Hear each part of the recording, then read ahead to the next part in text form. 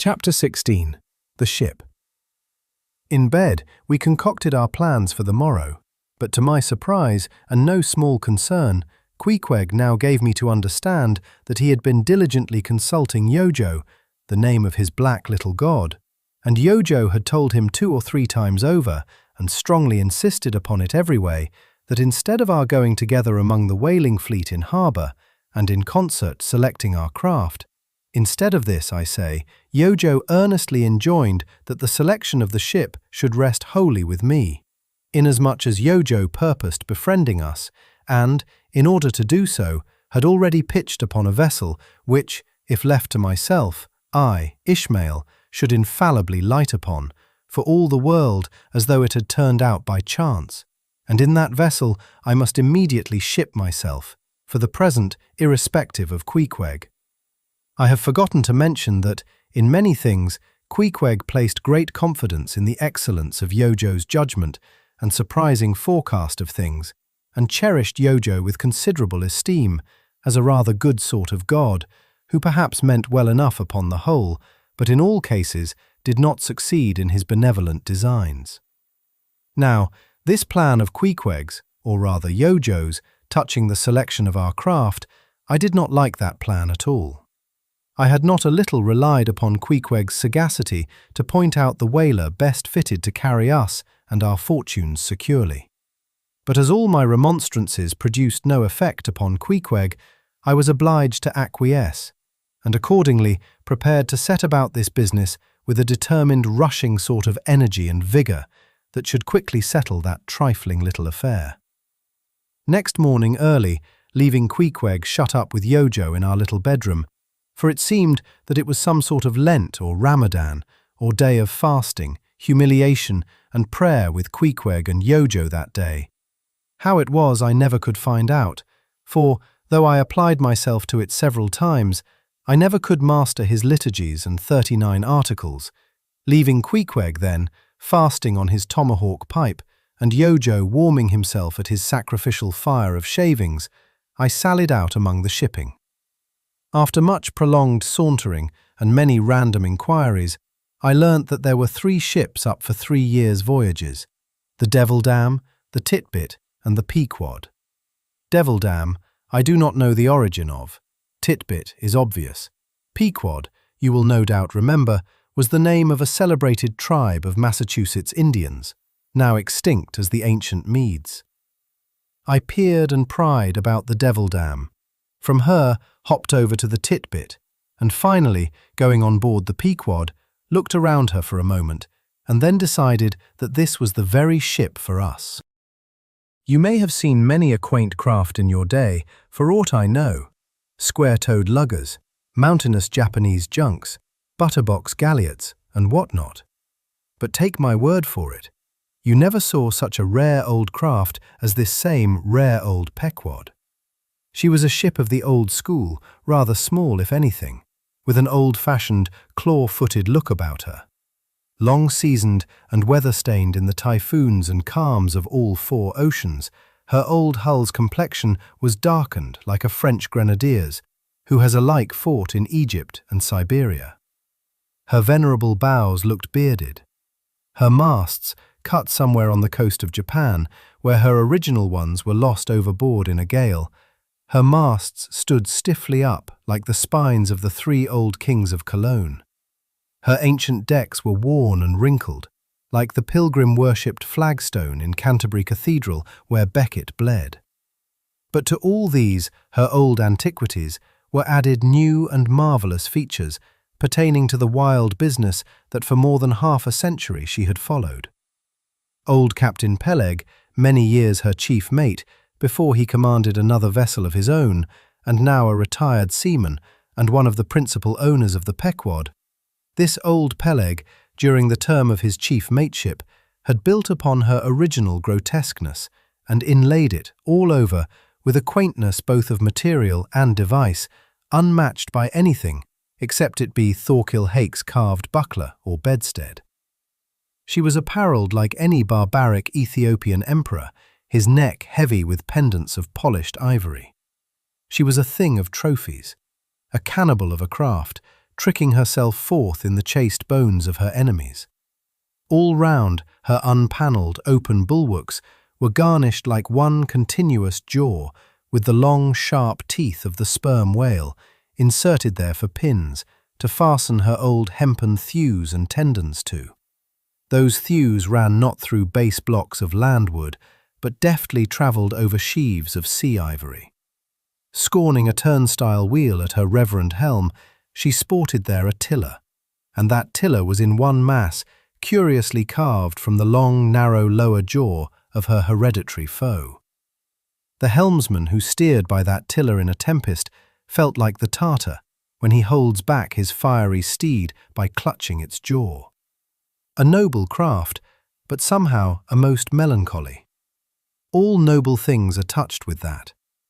Now when I looked about the quarterdeck for someone having authority in order to propose myself as a candidate for the voyage, at first I saw nobody. But I could not well overlook a strange sort of tent, or rather wigwam, pitched a little behind the mainmast. It seemed only a temporary erection used in port. It was of a conical shape, some 10 feet high, consisting of the long, huge slabs of limber black bone taken from the middle and highest part of the jaws of the right whale.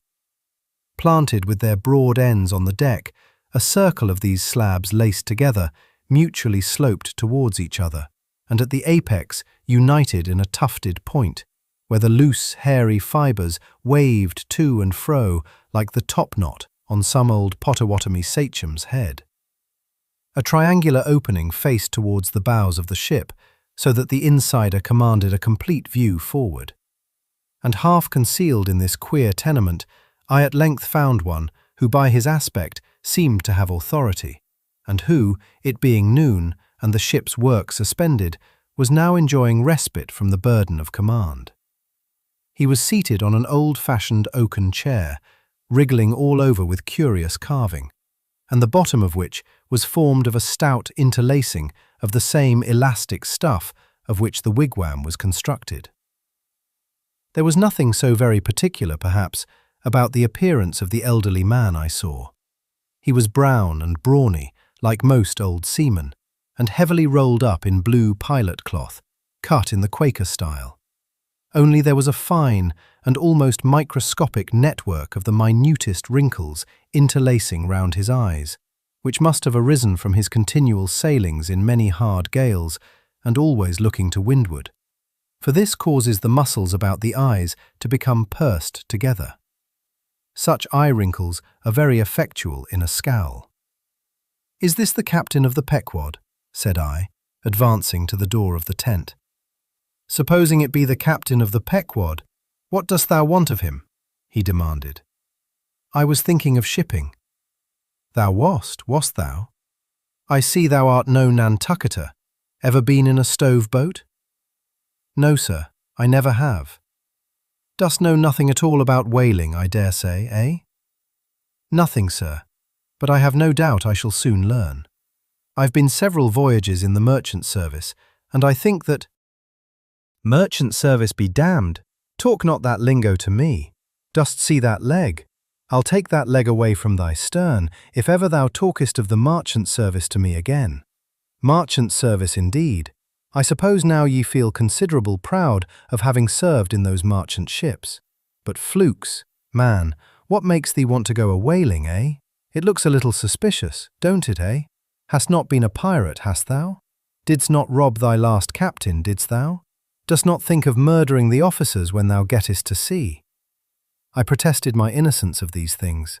I saw that under the mask of these half-humorous innuendos, this old seaman, as an insulated Quakerish Nantucketer, was full of his insular prejudices and rather distrustful of all aliens, unless they hailed from Cape Cod or the Vineyard.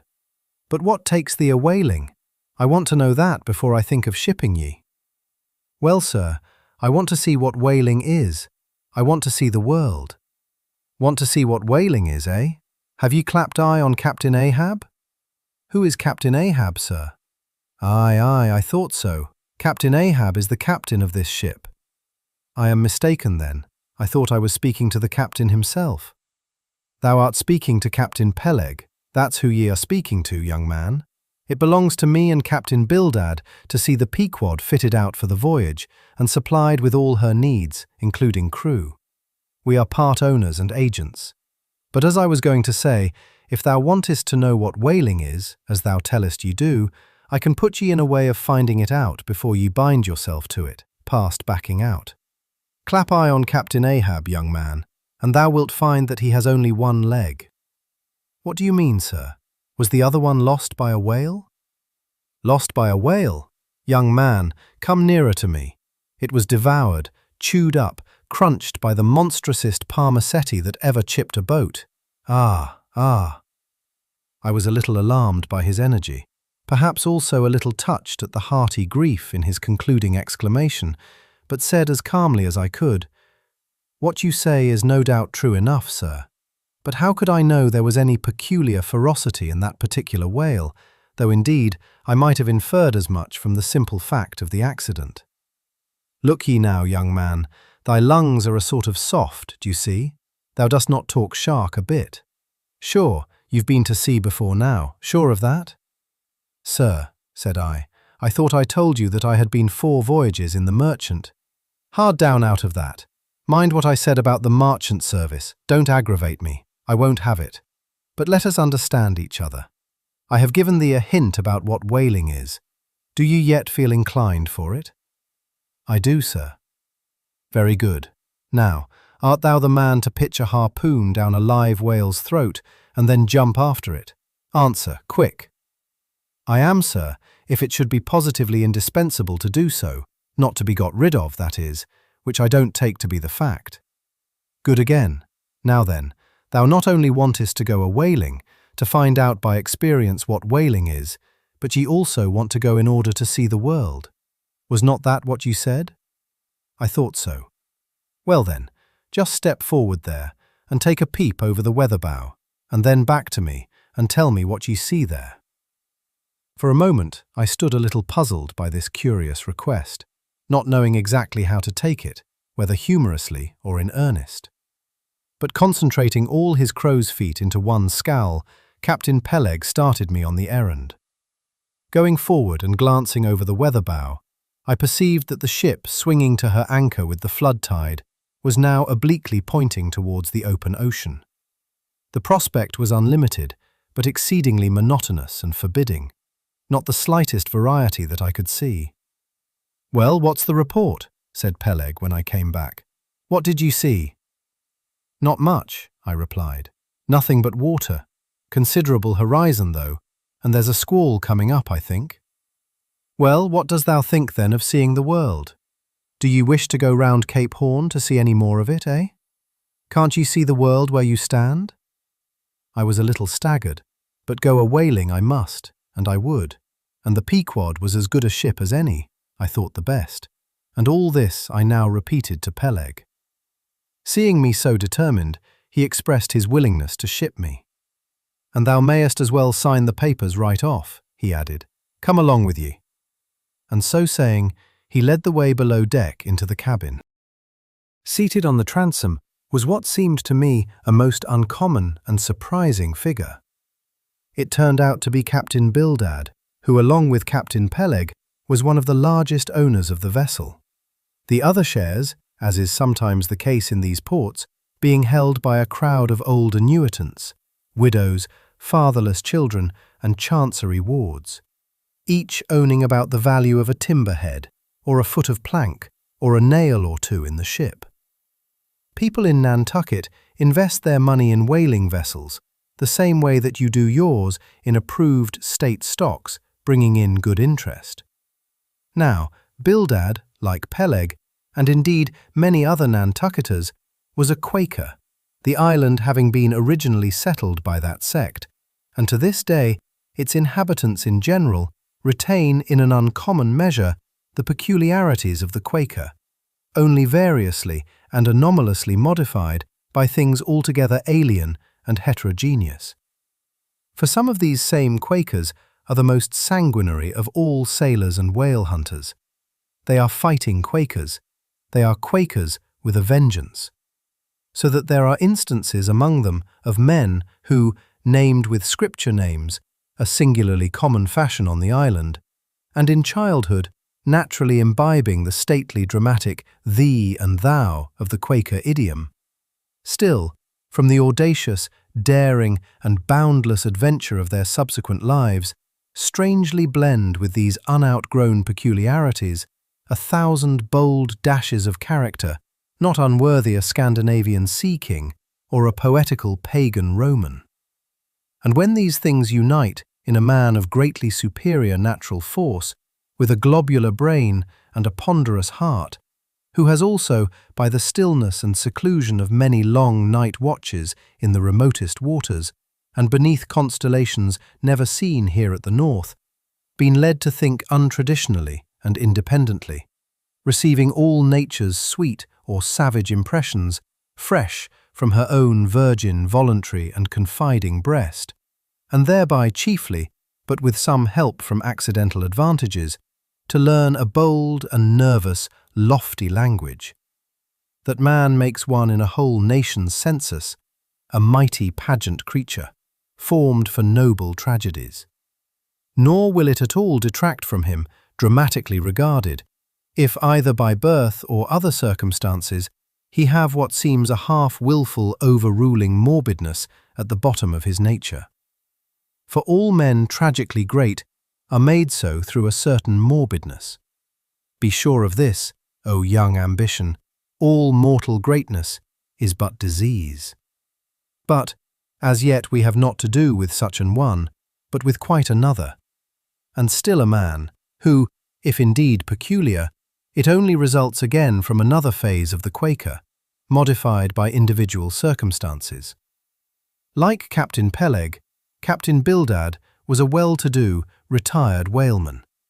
But unlike Captain Peleg, who cared not a rush for what are called serious things, and indeed deemed those self-same serious things the veriest of all trifles, Captain Bildad had not only been originally educated according to the strictest sect of Nantucket Quakerism, but all his subsequent ocean life, and the sight of many unclad, lovely island creatures round the Horn, all that had not moved this native-born Quaker one single jot, had not so much as altered one angle of his vest. Still, for all this immutableness, was there some lack of common consistency about worthy Captain Bildad? Though refusing, from conscientious scruples, to bear arms against land invaders, yet himself had illimitably invaded the Atlantic and Pacific. And though a sworn foe to human bloodshed, yet had he in his straight-bodied coat spilled tons upon tons of Leviathan gore. How now, in the contemplative evening of his days, the pious Bildad reconciled these things in the reminiscence, I do not know. But it did not seem to concern him much, and very probably he had long since come to the sage and sensible conclusion that a man's religion is one thing, and this practical world quite another. This world pays dividends. Rising from a little cabin boy in short clothes of the drabbest drab to a harpooner in a broad shad-bellied waistcoat, from that becoming boat-header, chief mate and captain, and finally a ship-owner, Bildad, as I hinted before, had concluded his adventurous career by wholly retiring from active life at the goodly age of 60, and dedicating his remaining days to the quiet receiving of his well-earned income. Now, Bildad, I am sorry to say, had the reputation of being an incorrigible old hunks, and in his seagoing days a bitter, hard taskmaster. They told me in Nantucket, though it certainly seems a curious story, that when he sailed the old Cattegat whaleman, his crew, upon arriving home, were mostly all carried ashore to the hospital, sore exhausted and worn out. For a pious man, especially for a Quaker, he was certainly rather hard-hearted, to say the least. He never used to swear, though, at his men, they said, but somehow he got an inordinate quantity of cruel, unmitigated hard work out of them. When Bildad was a chief mate, to have his drab-coloured eye intently looking at you made you feel completely nervous, till you could clutch something, a hammer or a marling spike, and go to work like mad at something or other, never mind what. Indolence and idleness perished before him. His own person was the exact embodiment of his utilitarian character. On his long, gaunt body he carried no spare flesh, no superfluous beard, his chin having a soft, economical nap to it, like the worn nap of his broad-brimmed hat. Such, then, was the person that I saw seated on the transom when I followed Captain Peleg down into the cabin. The space between the decks was small, and there, bolt upright, sat old Bildad, who always sat so, and never leaned, and this to save his coat-tails. His broad brim was placed beside him, his legs were stiffly crossed, his drab vesture was buttoned up to his chin, and spectacles on nose, he seemed absorbed in reading from a ponderous volume. "Bildad!" cried Captain Peleg. "At it again, Bildad, eh? Ye have been studying those scriptures now for the last 30 years, to my certain knowledge. How far ye got, Bildad?" As if long habituated to such profane talk from his old shipmate, Bildad, without noticing his present irreverence, quietly looked up, and seeing me, glanced again inquiringly towards Peleg. "He says he's our man, Bildad," said Peleg. "He wants to ship." "Dost thee?" said Bildad, in a hollow tone, and turning round to me. "I dost," said I unconsciously. He was so intense a Quaker. "What do you think of him, Bildad?" said Peleg. "He'll do," said Bildad, eyeing me, and then went on spelling away at his book in a mumbling tone quite audible. I thought him the queerest old Quaker I ever saw, especially as Peleg, his friend and old shipmate, seemed such a blusterer. But I said nothing, only looking round me sharply. Peleg now threw open a chest, and drawing forth the ship's articles, placed pen and ink before him, and seated himself at a little table. I began to think it was high time to settle with myself at what terms I would be willing to engage for the voyage. I was already aware that in the whaling business they paid no wages, but all hands, including the captain, received certain shares of the profits called lays, and that these lays were proportioned to the degree of importance pertaining to the respective duties of the ship's company. I was also aware that being a green hand at whaling, my own lay would not be very large, but considering that I was used to the sea, could steer a ship, splice a rope, and all that, I made no doubt that from all I had heard, I should be offered at least the 275th lay, that is, the 275th part of the clear net proceeds of the voyage, whatever that might eventually amount to. And though the 275th lay was what they call a rather long lay, yet it was better than nothing, and if we had a lucky voyage, might pretty nearly pay for the clothing I would wear out on it, not to speak of my 3 years' beef and board, for which I would not have to pay 1 stiver. It might be thought that this was a poor way to accumulate a princely fortune, and so it was, a very poor way indeed. But I am one of those that never take on about princely fortunes, and am quite content if the world is ready to board and lodge me, while I am putting up at this grim sign of the thunder cloud. Upon the whole, I thought that the 275th lay would be about the fair thing, but would not have been surprised had I been offered the 200th, considering I was of a broad-shouldered make. But one thing, nevertheless, that made me a little distrustful about receiving a generous share of the profits was this. Ashore, I had heard something of both Captain Peleg and his unaccountable old crony Bildad. How that they being the principal proprietors of the Pequod, therefore the other and more inconsiderable and scattered owners, left nearly the whole management of the ship's affairs to these two. And I did not know but what the stingy old Bildad might have a mighty deal to say about shipping hands, especially as I now found him on board the Pequod, quite at home there in the cabin, and reading his Bible as if at his own fireside. Now, while Peleg was vainly trying to mend a pen with his jackknife, old Bildad, to my no small surprise, considering that he was such an interested party in these proceedings, Bildad never heeded us, but went on mumbling to himself out of his book. "Lay not up for yourselves treasures upon earth, where moth—" "Well, Captain Bildad," interrupted Peleg, What do you say? What lay shall we give this young man? Thou knowest best, was the sepulchral reply. The 777th wouldn't be too much, would it? Where moth and rust do corrupt, but lay. Lay, indeed, thought I, and such a lay. The 777th.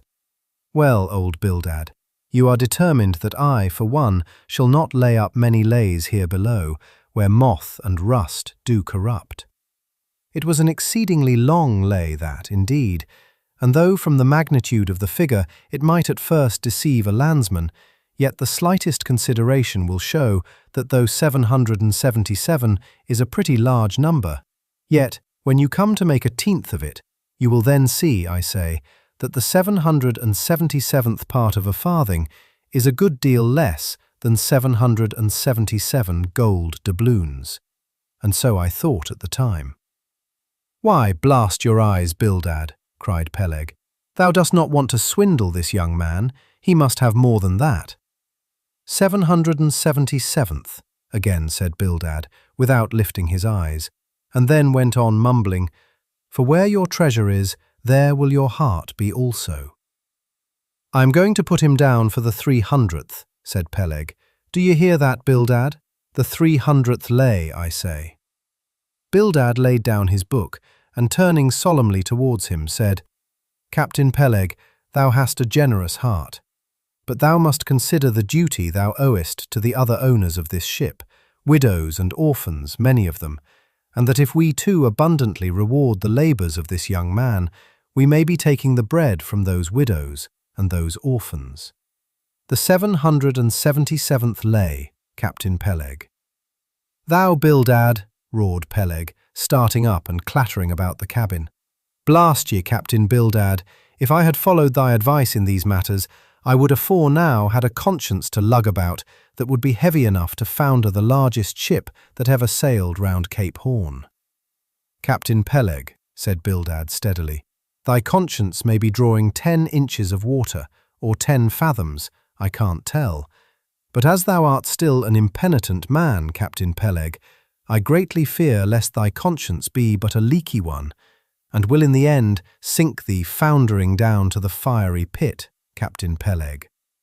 Fiery pit, ye insult me, man. Past all natural bearing, ye insult me. It's an all-fired outrage to tell any human creature that he's bound to hell. Flukes and flames. Bildad, say that again to me and start my soul bolts. But I'll swallow a live goat with all his hair and horns on. Out of the cabin, ye canting, drab-coloured son of a wooden gun, a straight wake with ye. As he thundered out this, he made a rush at Bildad, but with a marvellous, oblique, sliding celerity, Bildad for that time eluded him.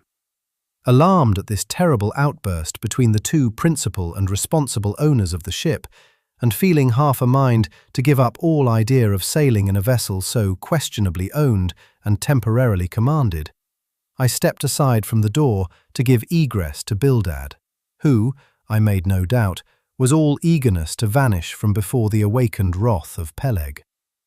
But to my astonishment, he sat down again on the transom very quietly, and seemed to have not the slightest intention of withdrawing.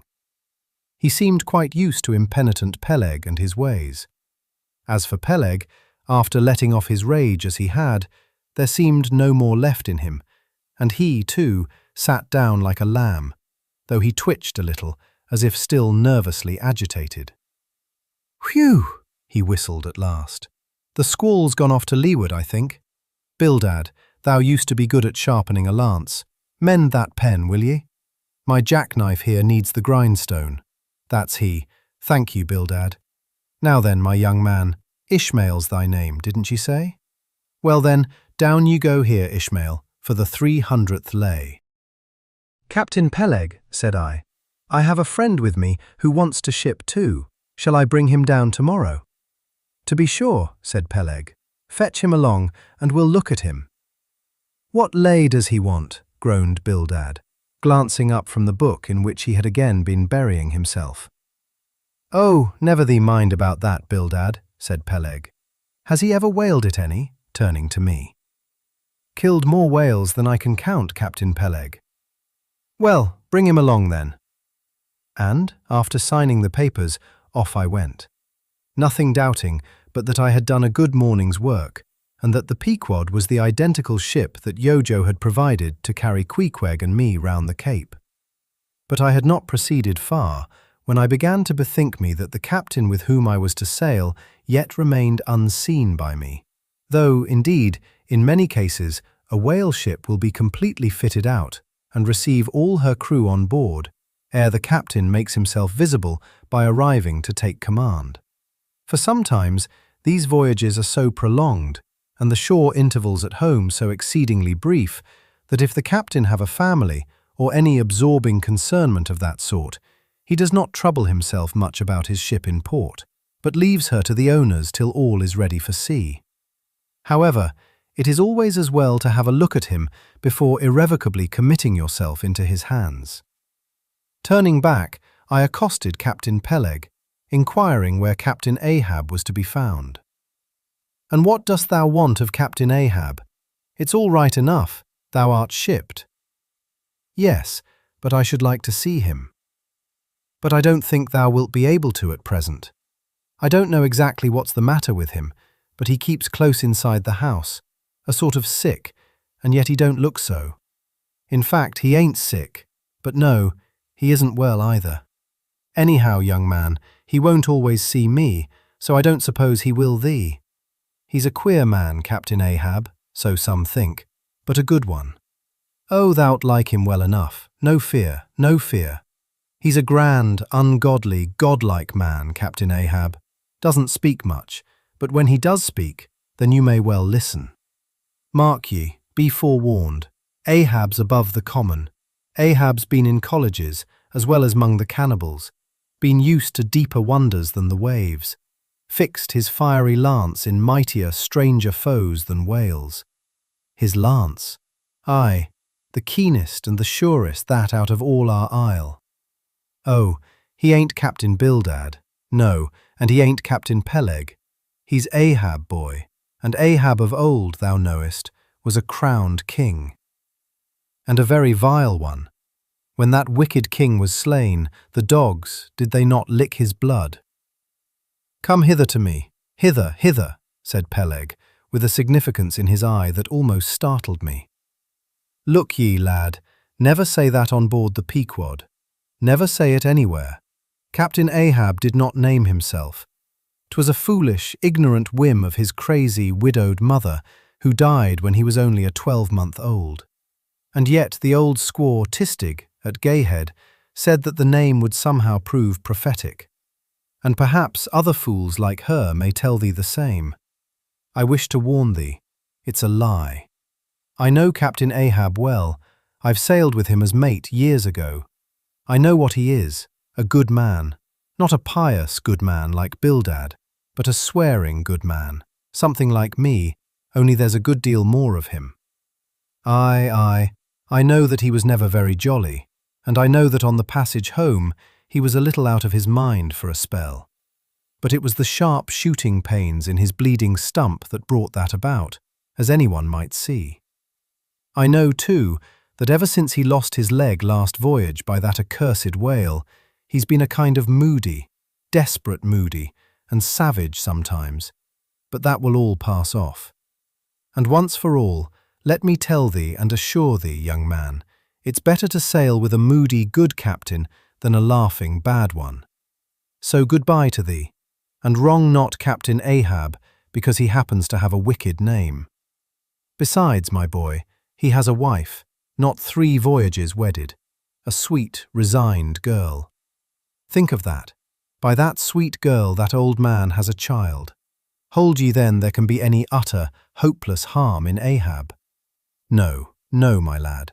Stricken, blasted if he be, Ahab has his humanities. As I walked away, I was full of thoughtfulness. What had been incidentally revealed to me of Captain Ahab filled me with a certain wild vagueness of painfulness concerning him.